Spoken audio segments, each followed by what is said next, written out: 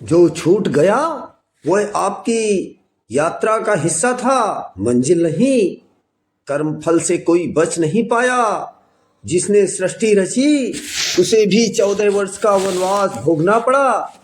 प्राणी का कोई भी कर्म नष्ट नहीं होता। मनुष्य को अपने हर कर्म का फल अवश्य मिलता है। देह तथा समस्त भोग नश्वर है, मिथ्या है। संसार परिवर्तन संसार का नियम है। जिस दिन तुम अपेक्षा छोड़ दोगे तुम्हें कोई दुखी नहीं कर सकता।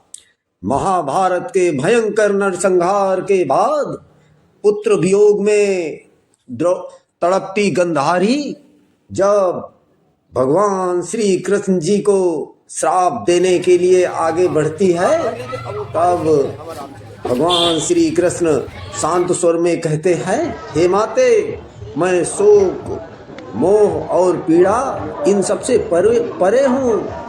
ना मुझे विजय का गर्व है, ना पराजय का विषाद।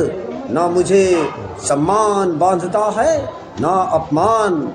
ना जीवन ना मृत्यु। किसी में मैं आबाद नहीं हूँ। मैं ना सत्य में बंधा हूँ ना असत्य में। काल और महाकाल दोनों मेरे ही अधीन हैं। मैं उन्हीं के माध्यम से अपने कार्य सिद्ध कराता हूँ। हे माता, यह युद्ध अवश्य था। जो चले गए उनके लिए विलाप मत करो। जो शेष बचे हैं उन्हें स्वीकारो और वर्तमान को अपनाओ, क्योंकि अतीत का शोक ही दुख का मूल है। कृष्ण की वाणी सुनकर गंधारी विलाप करती हुई कह उठती है कि श्री कृष्ण, तुम यह सब कह सकते हो क्योंकि तुम माँ नहीं हो। तुम क्या जानो एक माँ की ममता क्या होती है। तुम क्या समझो पुत्र का शोक कितना असहनीय पीड़ा देता है। तुम मोह, त्याग और ज्ञान की बातें करते हो तो जाओ अपनी माता देवकी से पूछो कि पुत्र वियोग क्या होता है। पूछना उनसे कैसा लगता था जब कंस एक एक करके उसके कलेजे के टुकड़े छीन लेता था, जब उसका दूध उतरता था और गोद सूनी रह जाती थी, तब उसकी आत्मा क्या बोलती थी, यह पूछना। वासुदेव जी से भी पूछना। इतना कहकर गंधारी धरती पर गिर पड़ती है। भगवान श्री कृष्ण उन्हें संभालते हैं, उनके अश्रु पोंछते हैं। रूंधे कंठ से गंधारी फिर कहती है, कृष्ण, तुम्हारी माता ने 6 पुत्र खोए पर मैंने अपने 100 पुत्र खो दिए। कृष्ण करुण स्वर में उत्तर देते हैं, माते, कौरवों ने स्वयं वह मार्ग चुना जिसका अंत विनाश ही था। मैं किसी के कर्म क्षेत्र में हस्तक्षेप नहीं करता। कर्म का फल तो प्रत्येक को भोगना ही पड़ता है। रोते हुए नेत्रों से श्री कृष्ण को देखते हुए गंधारी कहती है, हाँ, यह कहना सरल है केशव, पर एक माँ के लिए उसका पुत्र ही सर्वत्र होता है। वह योग्य हो या अयोग्य, माँ की ममता पर उसका कोई प्रभाव नहीं पड़ता। लोग कहते हैं तुम आदि ब्रह्मा हो, पर हो तो पुरुष ही जिसका हृदय वज्र का होता है। माता पार्वती भी अपने पुत्र गणेश का शोक सहन नहीं कर पाई। हे कृष्ण, कभी माँ बनकर देखना, तब जानोगे कि तुम्हारा गीता ज्ञान ममता के सामने कितना ठहर पाता है। यदि मोह, ममता, अज्ञान है तो फिर तुमने इस संसार की रचना ही क्यों की। बना लेते केवल ज्ञानियों का लोग। मोह और ममता की क्या आवश्यकता थी। तुम ही तो जानते हो, तुम्हारा ज्ञान नीरस, निर्जीव और इतना कठोर यथार्थवादी है कि उससे संसार नहीं चल सकता। इसीलिए तुम स्वयं मोह और ममता का सहारा लेते हो, तभी वहाँ पांडव आ जाते हैं। श्री कृष्ण संकेत से उन्हें हटाना चाहते हैं, पर युधिष्ठिर समीप आकर कहते हैं, बड़ी माँ, हम आपके अपराधी हैं। यदि संभव हो तो हमें क्षमा कर दीजिए। युधिष्ठिर की बाणी सुनते ही गंधारी का क्रोध और प्रज्वलित हो उठा। उन्हें स्मरण आता है कि दुर्योधन की टूटी जंघा, दुशासन की फटी छाती और रक्त पीता भीम।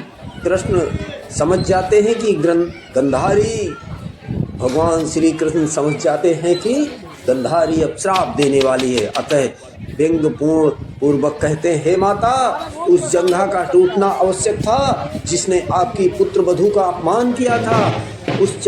उस छाती का चीरना अनिवार्य था जिसने द्रौपदी के केशों को छूने का दुस्साहस किया था। इनका विनाश आवश्यक था, अन्यथा मनुष्य इन कृत्यों को आदर्श बना लेता और फिर शिष्ट समाज की कल्पना भी असंभव हो जाती। हे माता, जिनके लिए आप शोक कर रही हैं वे शोक के अधिकारी नहीं है। क्रोध से कांपती गंधारी कठोर स्वर में कहती है, हे केशव, हे माधव, मैं शिव भक्त गंधारी अपने पतिव्रत धर्म से संचित पुण्य बल से तुम्हें श्राप देती हूँ। जिस प्रकार मेरे कुरुवंश का विनाश हुआ है उसी प्रकार संपूर्ण यदुवंश का विनाश हो। शांत मुस्कान के साथ श्री कृष्ण कहते हैं, हे माते, यह शाप आपने मुझे नहीं स्वयं को दिया है। आप अपने 100 पुत्रों का शोक पूर्ण नहीं कर पाई और आपने एक और पुत्र को स्वयं से छीन लिया। माते, क्या आप मेरा शव देख पाएंगी? मुझे आपका शाप स्वीकार है, क्योंकि ना मेरा जन्म होता है ना मेरी मृत्यु। मेरा इस शरीर से कोई प्रेम नहीं है, पर माते, आपका इस शरीर से प्रेम है और आपने स्वयं को पुनः दुख के सागर में डुबो दिया है। कृष्ण की वाणी सुनकर गंधारी पश्चाताप से भर गई और बोली, हे गोविंद, कुरुवंश का तो नहीं बचा पाई, कम से कम यदुवंश को बचा लो। मैं भिक्षा मांगती हूँ माधव, अब और पुत्रों के शव में नहीं देखना चाहती।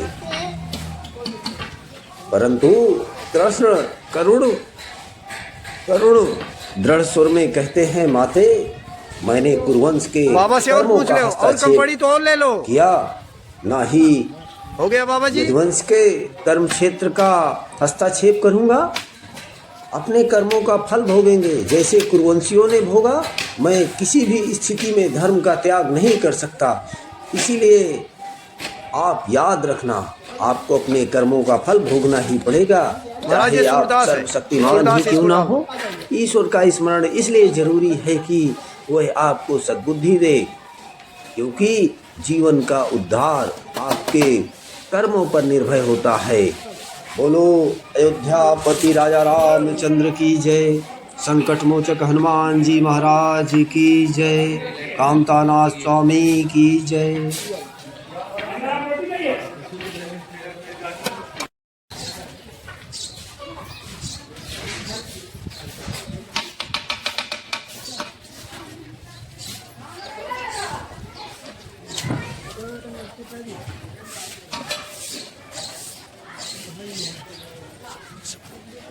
सबके लिए है।